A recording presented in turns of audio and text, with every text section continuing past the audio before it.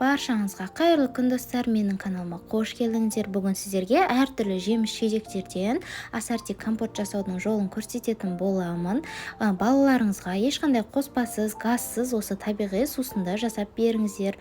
Видеоны міндетті түрде соңына дейін қарап, менің арнама тіркеліп, қоңыраушаны басып қойды ұмытпаңыздар. Ең алдымен қақпақтарымызды бір ыдысқа салып, үстіне ыстық су құйып, 15-20 минутқа осылай бұқтырып қоямыз. Шайнекке жартылай қылып су құйып, астын орташа отқа қойып бір қайнатып аламыз да, банкілерімізді осылайша 5 минуттан барлығын булап аламыз. Осындай үлкен ыдысқа алдын ала суды толтырып құйып, қайнатып қоямыз. Жеміс-жидектеріміздің барлығын жуып дайындап аламыз. Мен осындай алма, қызыл, сары өрікті және де черешня деп айтады, шиенің үлкенін пайдаланатын боламын.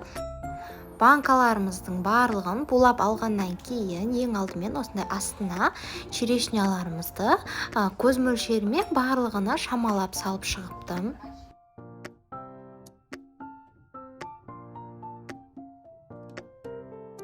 Менде алманың осындай майдасы болғандықтан екіге ғана бөліп салдым, немесе сіздер бүтіндей сала берсеңіздер де болады.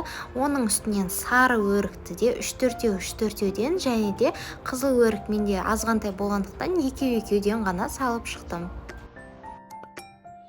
Үстінен қайнап тұрған суымызды барлығын бірдей етіп толтырып құйып шығып, жаңағы крышкаларымызды бетін жауып қоямыз.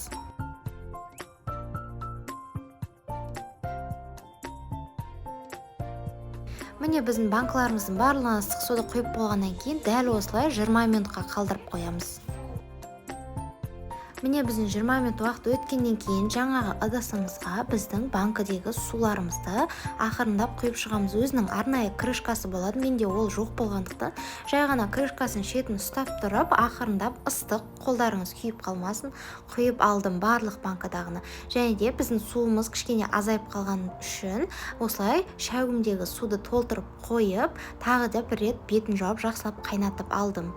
Енді біз 2 литрлік банкамызға 150 грамм қант, ал 3 литрлік банкамызға 200 грамм қант салдым. Ал егерде кішкене тәтті болғанын қалайтын болсаңыздар, тағы 50 граммнан қосып салсаңыздар болады.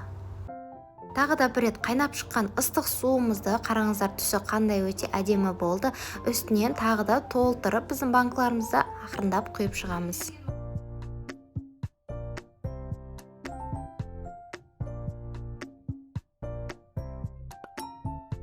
Банкаларымыздың қақпағын жауатын боламыз. Бізге осындай қақпақ жапқыштың өзінің арнайы құралы қажет болады. Кішкене орап, бір айналдырып, тағы кішкене орап, тағы бір айналдырып, ең соңында соңына дейін қатты қысып, тағы да бір рет айналдырып орап шығамыз.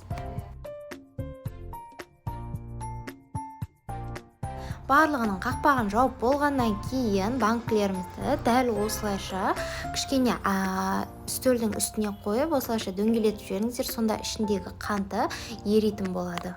Ең соңында банкілеріміздің барлығын төменге теріс бетімен қоямыз да, ешқандай жарық түспейтіндей етіп барлығын орап шығамыз. Міндетті түрде дәл осы ассорти компотты жасап көріңіздер. Сіздермен болған арайлы.